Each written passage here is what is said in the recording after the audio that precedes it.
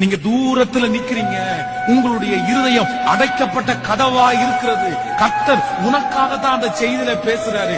மகளே ஜெபம் பண்ணு, மகனே ஜெபம் பண்ணு, மகனே மாறு, மகளே மாறு. நீ போகிற வழி சரியில்லை, நீ போகிற பாதை சரியில்லை. கர்த்தர் உங்ககிட்ட பேசிட்டே இருக்காரு. அந்த செய்தியை நீங்க கேக்குறீங்க, ஆனா அந்த செய்தி உங்களுடைய இருதயத்துக்குள்ள, உங்க காதுக்குள்ள போகல. காரணம் என்ன அப்படின்னா, ஆண்டவர் உங்களோட பேசுறத நிறுத்திட்டாரு.